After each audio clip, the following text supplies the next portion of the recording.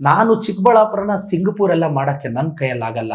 ಆದರೆ ಚಿಕ್ಕಬಳ್ಳಾಪುರನ ಆಂಬ್ಯುಲೆನ್ಸ್ ಸರ್ವಿಸ್ನ ನೋಡಿ ಸಿಂಗಪೂರ್ ಗೌರ್ಮೆಂಟು ಬೆಚ್ಚಿ ಬೀಳೋ ರೀತಿ ನಾನು ಅಮ್ಮ ಆಂಬ್ಯುಲೆನ್ಸ್ ನಡೆಸ್ತಾ ಇದ್ದೀನಿ. ನನ್ನ ಶಾಸಕರ ಸಂಬಳ, ನನ್ನ ಪರಿಶ್ರಮ MDಯ ಸಂಬಳ ಆಂಬ್ಯುಲೆನ್ಸ್ ಖರ್ಚು ಮಾಡ್ತಿದ್ದೀನಿ. ಒಬ್ಬ ಅನಾಥ ಹುಡುಗ, ಒಬ್ಬ ಸಾಮಾನ್ಯ ಹುಡುಗ, ಬಡ ಕುಟುಂಬದ ಹುಡುಗ ಅವಕಾಶ ಸಿಕ್ಕಿ ರಾಜಕಾರಣಕ್ಕೆ ಬಂದರೆ ಏನಾಗುತ್ತೆ ಅಂದರೆ ಒಬ್ಬ ಪ್ರದೀಪ್ ಈಶ್ವರ್ ಆಗ್ತಾನೆ, ಒಬ್ಬ ಆತ್ಮವಿಶ್ವಾಸದ MLA ಆಗ್ತಾನೆ. ಕಳೆದ 2 ವರ್ಷದಲ್ಲಿ ಅಂದರೆ 22 ತಿಂಗಳಾಯಿತು ನಾನು ಶಾಸಕನಾಗಿ. ನನ್ನ ರಿಪೋರ್ಟ್ ಕಾರ್ಡನ್ನು ಜನರ ಮುಂದೆ ಇಡೋದು ನನ್ನ ಜವಾಬ್ದಾರಿ. ನಾನು ಚಿಕ್ಕಬಳ್ಳಾಪುರ ಕ್ಷೇತ್ರದ ಶಾಸಕ. ನನ್ನ ಕ್ಷೇತ್ರದಲ್ಲಿ ಒಟ್ಟು 30 ಪಂಚಾಯಿತಿ ಇದೆ, 366 ಹಳ್ಳಿ ಇದೆ. ನನ್ನ ಅಡ್ಮಿನಿಸ್ಟ್ರೇಷನ್ ಕೆಳಗಡೆ 2 ತಾಲೂಕು ಬರುತ್ತೆ. ಒಂದು ಚಿಕ್ಕಬಳ್ಳಾಪುರ ತಾಲೂಕು, ಇನ್ನೊಂದು ಮಂಚೇನಹಳ್ಳಿ ತಾಲೂಕು. ಚಿಕ್ಕಬಳ್ಳಾಪುರ ತಾಲೂಕಲ್ಲಿ 23 ಪಂಚಾಯಿತಿ ಇದೆ, 303 ಹಳ್ಳಿ ಇದೆ. ಮಂಚೇನಹಳ್ಳಿ ತಾಲೂಕಲ್ಲಿ 7 ಪಂಚಾಯಿತಿ ಇದೆ, 63 ಹಳ್ಳಿ ಇದೆ. ಒಟ್ಟು ನನಗೆ 366 ಹಳ್ಳಿ ನನ್ನ ಕಂಟ್ರೋಲಿಗೆ ಬರುತ್ತೆ, ನನ್ನ ಅಡ್ಮಿನಿಸ್ಟ್ರೇಷನ್ಗೆ. ಇದುವರೆಗೂ 1/3 ಸರಿಸುಮಾರು 130 ಹಳ್ಳಿಗಳನ್ನ ನಾನು ಭೇಟಿ ಕೊಟ್ಟಿದ್ದೀನಿ. ಈಗ ನಾನು ಶಾಸಕನಾದ ಮೇಲೆ ಏನೆಲ್ಲ ಮಾಡಿದೆ ಅಂತ ರಾಜ್ಯದ ಜನತೆ ನೀವೇ ಜಡ್ಜ್ ಮಾಡಿ. ನಾನು ಯೋಚನೆ ಮಾಡಿದೆ, ನನ್ನ ಕ್ಷೇತ್ರದಲ್ಲಿ 60,180 ಮನೆ ಇದೆ. ಸೊ ಪ್ರತಿ ಮನೆಗೂ MLA ರೀಚ್ ಆಗಲಿಲ್ಲ ಅಂದರೆ ಜನ ಕಷ್ಟ ಹಿಂಗೆ ಹೇಳ್ಕೊತಾರೆ.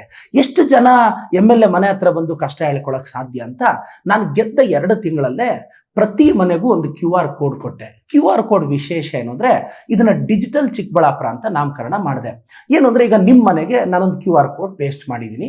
ಬೆಂಗಳೂರಲ್ಲಿ ನನ್ನ ಆಫೀಸಲ್ಲಿ ಒಂದು 40 ಜನ ಟೆಲಿಕಾಲರ್ಸು ಅಂದರೆ ಅದ್ರ ಬಗ್ಗೆ ಐಡಿಯಾ ಇರೋರು ವರ್ಕ್ ಮಾಡ್ತಿರ್ತಾರೆ. ಈಗ ಸಪೋಸ್ ನೀವು ನನ್ನ ಕ್ಷೇತ್ರದ ಜನತೆ, ನಿಮ್ಮ ಮನೆಗೆ ಒಂದು QR ಕೋಡ್ ಕೊಟ್ಟಿದ್ದೀನಿ. ನಿಮ್ಮ ಮನೆ ಹತ್ರ ಸ್ಟ್ರೀಟ್ ಲೈಟ್ ಪ್ರಾಬ್ಲಮ್ ಇರಲಿ, ಖಾತಾ ಪ್ರಾಬ್ಲಮ್ ಇರಲಿ, ಬಸ್ ಪ್ರಾಬ್ಲಮ್ ಇರಲಿ, ಚರಂಡಿ ಸಮಸ್ಯೆ ಏನೇ ಇರಲಿ, ನೀವು MLAಗೆ ಹೇಳಬೇಕು. ಎಷ್ಟೋ ಸಂದರ್ಭದಲ್ಲಿ ಲೋಕಲಲ್ಲಿ ಸ್ಪಂದಿಸ್ತಾರೋ ಇಲ್ಲೋ ಗೊತ್ತಿಲ್ಲ, MLAಗೆ ಹೇಳಬೇಕು. ಆ QR ಕೋಡ್ನ ಸ್ಕ್ಯಾನ್ ಮಾಡಿ ಒಂದು ಕಂಪ್ಲೇಂಟ್ನ ನನ್ನ ಕ್ಷೇತ್ರದ ಜನ ನನಗೆ ಹಾಕೋರು. ಹಾಕಿದ ತಕ್ಷಣ ನನ್ನ ಟೀಮ್ ಏನು 40 ಜನರ ಟೀಮು ಆ ಕಂಪ್ಲೇಂಟ್ನ ರಿಸೀವ್ ಮಾಡ್ಕೊಂಡು ಡೌನ್ಲೋಡ್ ಮಾಡಿಕೊಂಡು ಸಂಬಂಧಪಟ್ಟ ಇಲಾಖೆಗೆ ಫಾರ್ವರ್ಡ್ ಮಾಡಿ 48 ಅವರ್ಸಲ್ಲಿ ಆ ಸಮಸ್ಯೆನ ಸಾಲ್ವ್ ಮಾಡೋದು. ಇದುವರೆಗೂ ನಾನು ಡಿಜಿಟಲ್ ಚಿಕ್ಕಬಳ್ಳಾಪುರದ ಮುಖಾಂತರ 5,000ಕ್ಕೂ ಹೆಚ್ಚು ಸಮಸ್ಯೆಗಳನ್ನ ಬಗೆಹರಿಸಿದ್ದೀನಿ. ಮತ್ತು ಯಾವ್ಯಾವ ಸಮಸ್ಯೆ ಹಾಕಿದ್ರು ಎಂಟೈರ್ ಡೀಟೇಲ್ಸು ಕರ್ನಾಟಕದ ಜನರ ಮುಂದೆ ಇಡ್ತಿದ್ದೀನಿ. ಜಸ್ಟ್ ಡಿಜಿಟಲಿ 5,000 ಕುಟುಂಬಗಳನ್ನ ನಾನು ರೀಚ್ ಆಗಿದ್ದೀನಿ. ಅದು ಅವ್ರ ಸಮಸ್ಯೆ, ಒಂದು ಸ್ಟ್ರೀಟ್ ಲೈಟ್ ಇಂದ, ಚರಂಡಿ ಸಮಸ್ಯೆಯಿಂದ, ಮತ್ತೆ ರೋಡ್ ಸಮಸ್ಯೆಯಿಂದ, ಮತ್ತೆ ಎಲ್ಲೋ ಕರೆಂಟ್ ವೈರ್ ಹೋಗಿರುತ್ತೆ, ಮತ್ತೇನೋ ಸಮಸ್ಯೆ ಆಗಿರುತ್ತೆ, ಇಂಥ ಪ್ರತಿಯೊಂದಕ್ಕೂ ನಾನು ಸ್ಪಂದಿಸಿದ್ದೀನಿ. ಕಳೆದ 2 ವರ್ಷದಲ್ಲಿ more than 5,000 ನಾನು ಡಿಜಿಟಲಿ ಸಾಲ್ವ್ ಮಾಡಿದ್ದೀನಿ. ಈ ಡಿಜಿಟಲಿ ಸಾಲ್ವ್ ಮಾಡೋಕ್ಕೆ ನಾನು ಡೈಲಿ 2 ತಾಸು ಇದನ್ನ ಸ್ಪೇರ್ ಮಾಡೋಕ್ಕೆ ಮತ್ತೆ ಇವ್ರನ್ನ ಮಾತಾಡೋದಕ್ಕೆ ನನ್ನ ದಿನನಿತ್ಯದ ಜೀವನದಲ್ಲಿ ಮಿಡುಪಾಗಿಟ್ಟಿದ್ದೀನಿ. ಇದು ಮೊದಲನೇದು. ಜನ ಕ್ವಶನ್ ಕೇಳ್ಬೋದು, ಏನಪ್ಪ ಎಷ್ಟು ಜನಕ್ಕೆ ಮೊಬೈಲ್ ಇರುತ್ತೆ, ಎಷ್ಟು ಜನ QR ಕೋಡಲ್ಲಿ ಕಂಪ್ಲೇಂಟ್ ಹೇಳ್ತಾರೆ, ಎಲ್ರಿಗೂ ಅದು ಬರಬೇಕಲ್ಲ ಅಂತ. ಕರೆಕ್ಟ್. ಎಜುಕೇಟೆಡ್ಸ್ಗೆ ಯಾರು MLA ಬಂದು ಭೇಟಿ ಮಾಡೋಕ್ಕೆ ಕಷ್ಟ ಆಗುತ್ತೋ ಅವರಿದು ನಮ್ಮೂರಿಗೆ ನಮ್ಮ ಶಾಸಕರು ಅಂತ. ಇದು ದೇಶದ ರಾಜಕಾರಣದಲ್ಲಿ ಇಂಥ ಒಂದು ಕಾರ್ಯಕ್ರಮ ಯಾರೂ ಮಾಡಿರಲಿಲ್ಲ. ಇದನ್ನ ಮಾನ್ಯ ಮುಖ್ಯಮಂತ್ರಿಗಳು ನನ್ನನ್ನು ಅಭಿನಂದಿಸಿದ್ದಾರೆ. ಅದರ ಟ್ವೀಟ್ ಮಾಡಿರೋ ಕಾಪಿನೂ ನಿಮ್ಮ ಮುಂದೆ ಇಟ್ಟಿದ್ದೀನಿ. ಏನಿದು ನಮ್ಮೂರಿಗೆ ನಮ್ಮ ಶಾಸಕರು? ಸರ್, ಮೊದಲೆಲ್ಲ MLAಗಳು ಜನರಲ್ ಆಗಿ ಏನಾಗೋದು, ಪಂಚಾಯತಿ ಹೆಡ್ ಕ್ವಾರ್ಟರ್ಲ್ಲೋ ಕುತ್ಕೊಳ್ಳೋರು. ಪಂಚಾಯತಿ ಹೆಡ್ ಕ್ವಾರ್ಟರಲ್ಲಿ ಯಾವಾಗ ಬೆಳಗ್ಗೆ ಒಂದು 11 ಗಂಟೆಗೆ ಸ್ಟಾರ್ಟ್ ಆಗೋದು, ಸ್ವಾಗತ ವಂದನಾರ್ಪಣೆ ಮುಗಿಯೋಷ್ಟೊತ್ತಿಗೆ 1:30 ಕಾರ್ಯಕ್ರಮ ಸ್ಟಾರ್ಟ್ ಆಗೋದು. ಆ ಪಂಚಾಯತಿ ಕೆಳಗೆ ಬರೋ 20-25 ಹಳ್ಳಿ ಜನ ಬಂದು ಅರ್ಜಿ ಕೊಡೋದು ಕಷ್ಟ ಆಗೋದು. ನಾನೇನು ಮಾಡ್ತೀನಿ, ಪ್ರತಿದಿನ ಬೆಳಗ್ಗೆ 3:30 ಅಂದರೆ ವಾರಕ್ಕೆ 2ರಿಂದ 3 ದಿನ ನಮ್ಮೂರಿಗೆ ನಮ್ಮ ಶಾಸಕ ಮಾಡ್ತೀನಿ. 3:30 ಕ್ಷೇತ್ರದಲ್ಲಿ 5 ಗಂಟೆಗೆದ್ದು 6-6:30 ಪ್ರತಿ ಹಳ್ಳಿಗೆ ಎಂಟೈರ್ ತಾಲೂಕು ಅಡ್ಮಿನಿಸ್ಟ್ರೇಷನ್ನ tahsildar, EO, food inspector, revenue inspector, surveyor, circle inspector, sub inspector 30ಕ್ಕೂ ಹೆಚ್ಚು ಇಲಾಖೆ ಅಧಿಕಾರಿಗಳನ್ನ ಒಂದು ಹಳ್ಳಿಗೆ ಕರ್ಕೊಂಡು ಹೋಗ್ತೀನಿ. ನಾನು ಹಳ್ಳಿಯಲ್ಲಿ ಯಾವುದೇ ಕಾರಣಕ್ಕೆ ಸ್ಟೇಜ್ ಹಾಕಕ್ಕೆ ಬಿಡಲ್ಲ, ವೆಲ್ಕಮು ಸೆಂಡ್ ಆಫ್ ಇದು ಯಾವುದು ಮಾಡಕ್ಕೆ ಬಿಡಲ್ಲ. ಕಾರಣ, ಒಂದು MLA ಊರಿಗೆ ಬರ್ತಾನೆ ಅಂದರೆ ನನ್ನ ಕಾರ್ಯಕರ್ತ ಅವ್ನು ಕೂಲಿ ಮಾಡಿ ಎತ್ತಿಟ್ಕೊಂಡಿರೋ ದುಡ್ಡಲ್ಲಿ ಸ್ಟೇಜ್ ಹಾಕ್ಸಕ್ಕೆ ಅಂತ ಕಾಸು ಖರ್ಚು ಮಾಡ್ಕೊಂಡ್ಬಿಡ್ತಾನೆ. ನನ್ನ ಕಾರ್ಯಕರ್ತನಿಗೂ ಹೊರೆ ಆಗಬಾರ್ದು, ಮತ್ತೆ ಜನಸಾಮಾನ್ಯರಿಗೂ ಹೊರೆ ಆಗಬಾರ್ದು. ಸಿಂಪಲ್ ಆಗಿ 30ಕ್ಕೂ ಹೆಚ್ಚು ಇಲಾಖೆಯ KS ಅಧಿಕಾರಿಗಳನ್ನ ನೆಲದ ಮೇಲೆ ಅವ್ರ ಜೊತೆ ನಾನು ಚಾಪೆ ಮೇಲೆ ಕುತ್ಕೊಂಡು ಇದುವರೆಗೂ 130 ಹಳ್ಳಿಗೆ ಹೋಗಿ ಪ್ರತಿ ಹಳ್ಳಿಯಲ್ಲಿ ಸ್ಮಶಾನಕ್ಕೆ ಜಾಗ ಇಲ್ವಾ, ಸರ್ವೆ ಪೆಂಡಿಂಗ್ ಇದೆಯಾ, ಆಧಾರ್ ಕಾರ್ಡ್ ಅಪ್ಡೇಷನ್ ಇದೆಯಾ, ಇಲ್ಲ ಫುಡ್ ಪೆನ್ಷನ್ ಬರ್ತಾ ಇಲ್ವಾ, ಇಲ್ಲ ಓಲ್ಡ್ ಪೆನ್ಷನ್ ನಿಂತೋಗಿದೆಯಾ, KYC ಪ್ರಾಬ್ಲಮ್ ಇದೆಯಾ, ಇಲ್ಲ ಏನಾದರೂ ನಿಮ್ಮದು ಜಮೀನು ತಕರಾರು ಇದೆಯಾ, ಅಷ್ಟು ಡೀಟೇಲ್ಸ್ನ ತಾಲೂಕು ಕಚೇರಿನ ಕರ್ಕೊಂಡೋಗಿ, ನಾಡ ಕಚೇರಿ ಲ್ಯಾಪ್ಟಾಪು ಪ್ರಿಂಟೌಟು ತಗೊಂಡೋಗಿ 100 ಸಮಸ್ಯೆಗಳನ್ನ ಪರಿಹರಿಸಿದ್ದೀನಿ. ಈಗೊಂದು ಪ್ರಶ್ನೆ ಬರುತ್ತೆ, ನೀವು ಊರಿಗೆ ಹೋಗ್ಬಿಟ್ಟು ಏನೋ ಸಾಲ್ವ್ ಮಾಡ್ಬಿಡ್ತೀರಾ, ಅವ್ರು ಕೇಳಿದ್ದೆಲ್ಲ ಕೊಡಿಸಿದ್ದೀರಾ? ಎಸ್, ಯಾವ ಸರ್ವೆ ಕೇಳಿದಿರೋ ಸರ್ವೆ ಮಾಡಿಸಿದ್ದೀನಿ, ಸ್ಮಶಾನದ ಒತ್ತುವರಿನ ತೆರವುಗೊಳಿಸಿದ್ದೀನಿ, ಒಂದು ಆ ಊರಿಗೆ ರಸ್ತೆ ಬೇಕು, ಚರಂಡಿ ಬೇಕು ಅಂತ ಕೇಳಿದ ಅದಕ್ಕೆಲ್ಲ ಅನುದಾನ ಹಾಕಿದ್ದೀನಿ. 37 ಕೋಟಿ ಅನುದಾನ ನಾನು ತಗೊಂಡು ಹಾಕಿದ್ದೀನಿ. ಆರ್ಡರ್ ಕಾಪಿ ಕೂಡ ನಿಮ್ಮ ಮುಂದೆ ಇಟ್ಟಿದ್ದೀನಿ. ಗಂಟಿಗಾನಹಳ್ಳಿ ಸುಬ್ರಾಯನಹಳ್ಳಿಗೆ ಹೋದೆ, ಅವ್ರು ಹೇಳಿದ್ರು ಸ್ವತಂತ್ರ ಬಂದಾಗಿಂದ ಅವ್ರಿಗೆ ರಸ್ತೆನೇ ಇಲ್ಲ ಅಂತ ಊರಿಗೆ 2 ಹಳ್ಳಿಗೆ 2.5 ಕೋಟಿ ಹಾಕಿ ರಸ್ತೆ ಹಾಕ್ಸಿದ್ದೀನಿ. ಈ ಅನುದಾನ ನನ್ನ ಸರ್ಕಾರದಲ್ಲಿ ನನ್ನ ಮುಖ್ಯಮಂತ್ರಿಗಳು ಉಪಮುಖ್ಯಮಂತ್ರಿಗಳ ಹತ್ರ ಎತ್ಕೊಂಡೋಗಿ 37 ಕೋಟಿ ಈ ಹಳ್ಳಿಗಳಿಗೆ ಅನುದಾನ ಹಾಕಿದ್ದೀನಿ. ಅದ್ರ ಕಾಪಿನೂ ಇಲ್ಲಿ ಇಟ್ಟಿದ್ದೀನಿ. ಇದು ನಮ್ಮೂರಿಗೆ ನಮ್ಮ ಶಾಸಕ ಈಗ 130 ಹಳ್ಳಿವರೆಗೂ ನಾನು ಮುಟ್ಟಿದ್ದೀನಿ. ಇನ್ನ ನನಗೆ 363 ಹಳ್ಳಿಯಲ್ಲಿ ಇನ್ನು 1/3 ಮುಗಿದಿದೆ, ಇನ್ನ 2/3 ಪೆಂಡಿಂಗ್ ಇದೆ. ಅದನ್ನ ಇನ್ನ 1 ವರ್ಷದಲ್ಲಿ ಮುಗಿಸ್ತೀನಿ. ಇದು ಸೆಕೆಂಡ್. ಹಾಗಾದ್ರೆ ಟೌನ್ ಅಲ್ಲಿ ಏನ್ ಮಾಡ್ತೀರಾ ಪ್ರದೀಪ್ ಈಶ್ವರ್ ಅವರೇ? ನಮಸ್ತೆ ಚಿಕ್ಕಬಳ್ಳಾಪುರ ಅಂತ ಕಾರ್ಯಕ್ರಮ ಸ್ಟಾರ್ಟ್ ಮಾಡಿ ಇದುವರೆಗೂ ಚಿಕ್ಕಬಳ್ಳಾಪುರದ 12 ವಾರ್ಡಲ್ಲಿ ಮನೆ ಮುಂದೆ ಹೊಸ್ತಿಲ್ ಮುಂದೆ ಹೋಗಿ ನಿಂತ್ಕೊಂಡು ಅಣ್ಣ ನಿಮ್ ಕಷ್ಟ ಇದೆಯಾ, ಅಕ್ಕ ನಿಮ್ ಕಷ್ಟ ಇದೆಯಾ ಅಂತ ನಗರಸಭೆ ಕಮಿಷನರ್ಸ್ ಜೊತೆ ಹೋಗಿ ಅವ್ರ ಸಮಸ್ಯೆ ಕೇಳಿದ್ದೀನಿ. ಇದು ನಗರ ಭಾಗಕ್ಕೆ. ಇದು ನಾನೊಂದು MLA ಆಗಿ ಮಾಡಿದ್ದು. ಸೊ ನನಗೂ ಸೋಷಿಯಲ್ ರೆಸ್ಪಾನ್ಸಿಬಿಲಿಟಿ ಇರುತ್ತಲ್ಲ.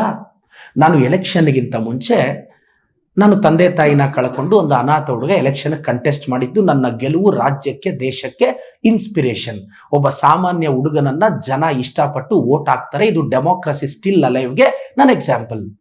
ನನ್ನ ತಂದೆ ತಾಯಿಗೆ ಆಗಿರೋ ಪರಿಸ್ಥಿತಿ ಬೇರೆ ಯಾರಿಗೂ ಆಗಬಾರ್ದು, ಹಾಸ್ಪಿಟಲ್ಗೆ ರೀಚ್ ಆಗಬೇಕು ಅಂತ ನಾನು ಅಮ್ಮ ಆಂಬ್ಯುಲೆನ್ಸ್ ಅಂತ ಬಿಟ್ಟಿದ್ದೀನಿ. ನಾನು ಚಿಕ್ಕಬಳ್ಳಾಪುರನ ಸಿಂಗಪೂರ್ ಎಲ್ಲ ಮಾಡೋಕ್ಕೆ ನನ್ನ ಕೈಯಲ್ಲಾಗಲ್ಲ. ಆದರೆ ಚಿಕ್ಕಬಳ್ಳಾಪುರನ ಆಂಬ್ಯುಲೆನ್ಸ್ ಸರ್ವಿಸ್ನ ನೋಡಿ ಸಿಂಗಪೂರ್ ಗೌರ್ಮೆಂಟ್ ಬೆಚ್ಚಿ ಬೀಳೋ ರೀತಿ ನಾನು ಅಮ್ಮ ಆಂಬ್ಯುಲೆನ್ಸ್ ನಡೆಸ್ತಾ ಇದ್ದೀನಿ. ಏನು ಅಮ್ಮ ಆಂಬ್ಯುಲೆನ್ಸ್ ವಿಶೇಷತೆ ಸರ್? 10 ಆಂಬ್ಯುಲೆನ್ಸ್ ಬಿಟ್ಟಿದ್ದೀನಿ. 10 ಆಂಬ್ಯುಲೆನ್ಸ್ ದುಡ್ಡು ನನ್ನದು, ಅದಕ್ಕೆ ಹಾಕ್ಸೋ ಡೀಸೆಲ್ ನನ್ನದು. 20 ಜನ ಡ್ರೈವರ್ಸ್ ಇಟ್ಟಿದ್ದೀನಿ. ಡೇ ಶಿಫ್ಟ್ ಅಲ್ಲಿ 10 ಜನ, ನೈಟ್ ಶಿಫ್ಟ್ ಅಲ್ಲಿ 10 ಜನ. ಕರೆ ಮಾಡಿದ 12 ನಿಮಿಷದ ಒಳಗಡೆ ನನ್ನ ಅಮ್ಮ ಆಂಬ್ಯುಲೆನ್ಸು ಮನೆ ಮುಂದೆ ನಿಂತಿರುತ್ತೆ. ಒಬ್ಬರ ಹತ್ರ ₹1 ತಗೊಳ್ಳಲ್ಲ, ಟಿಪ್ಸ್ ತಗೊಳ್ಳಲ್ಲ. ನನ್ನ ಆಂಬ್ಯುಲೆನ್ಸ್ ಡ್ರೈವರ್ ಕಾಫಿ ಕೂಡ ಕುಡಿಯಲ್ಲ. ಯಾಕೆಂದ್ರೆ ತುಂಬಾ ಬಡವರು ಇರ್ತಾರೆ, ₹100 ಕಷ್ಟ ಇರೋರು ಇರ್ತಾರೆ.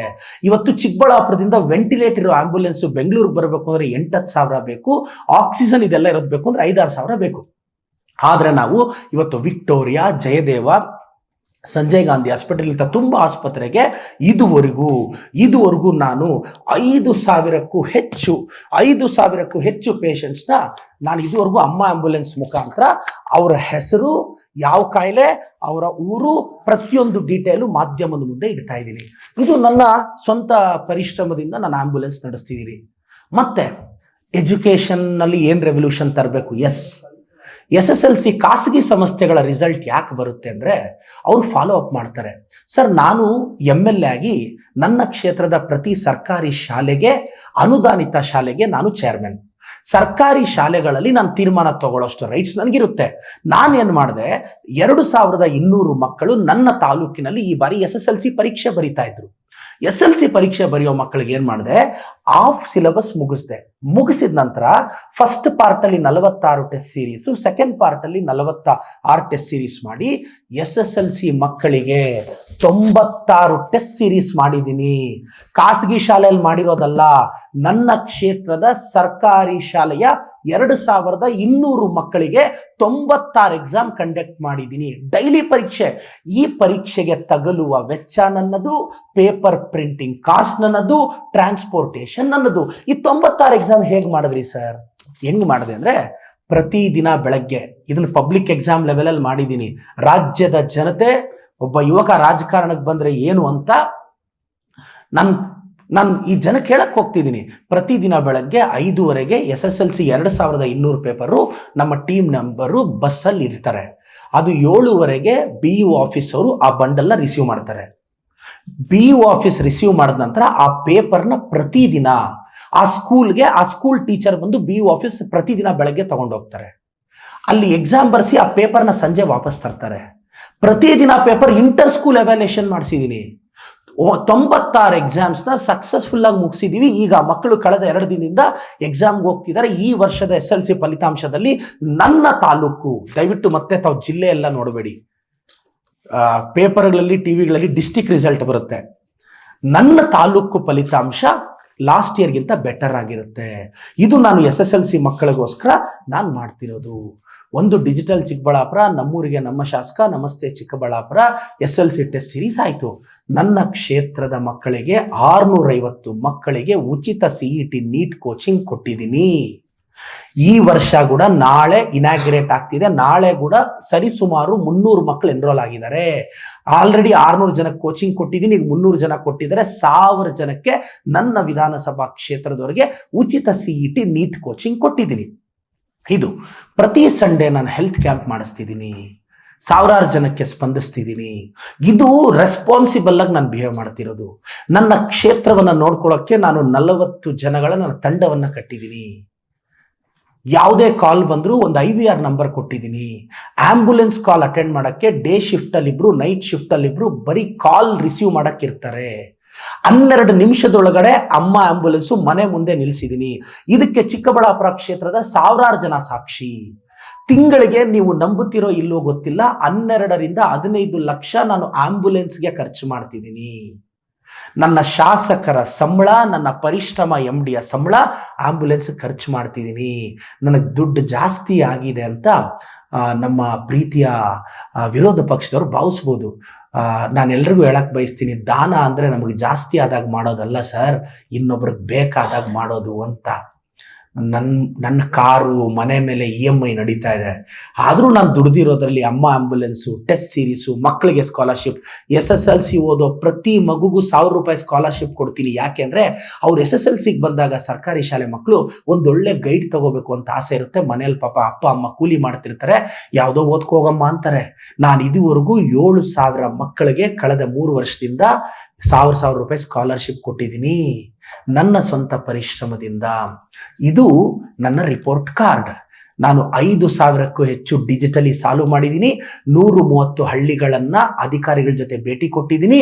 ಚಿಕ್ಕಬಳ್ಳಾಪುರದಲ್ಲಿ 12 ವಾರ್ಡು, ಮಂಚನಹಳ್ಳಿಯಲ್ಲಿ ವಾರ್ಡ್ ನಂಬರ್ 5 ಅಂದರೆ 1 ವಾರ್ಡು ಮುಗಿಸಿದ್ದೀನಿ. 1000 ಅರ್ಜಿಗಳು ವಿಲೇವಾರಿ ಮಾಡಿದ್ದೀನಿ. ಇಷ್ಟೆಲ್ಲ ಹೇಳಿಬಿಟ್ಟೆ ಗ್ಯಾರಂಟಿಗಳಿಗೆ ದುಡ್ಡು ಹೋಗ್ತಿದೆ ಪ್ರದೀಪ್, ಅನುದಾನ ತಗೊಂಡೋಗಿದ್ಯಾ ಅಂತ. ಮಾನ್ಯ BJP ಅವರೇ, ನಾನು ಏನು ಅನುದಾನ ತಗೊಂಡೋಗಿದ್ದೀನಿ ಅಂತ, ಇದು ನಾನು ಅನುದಾನ ತಗೊಂಡೋಗಿದ್ರ list, order copies with proof. ನಾನು ಗಾಳಿಯಲ್ಲಿ ಗುಂಡು ಹೊಡಿತಾ ಇಲ್ಲ. ಇದನ್ನ BJP ಆಫೀಸ್ಗೆ ಇದು ಮುಗಿದ ನಂತರ ಕೊರಿಯರ್ ಮಾಡ್ತಾ ಇದ್ದೀನಿ. ಏನು ನಾನು 37 ಕೋಟಿ ಅಂತ ಏನು ಹೇಳಿದೆ, ಅದರ ಆರ್ಡರ್ ಕಾಪಿ ಇದೆ. ಅದ್ರ ಜೊತೆ ಗ್ಯಾರಂಟಿಗಳ ಮುಖಾಂತರ 44,473 ಗೃಹಿಣಿಯರಿಗೆ ನನ್ನ ಕ್ಷೇತ್ರದಲ್ಲಿ ಗೃಹಲಕ್ಷ್ಮಿ ಹೋಗ್ತಾ ಇದೆ.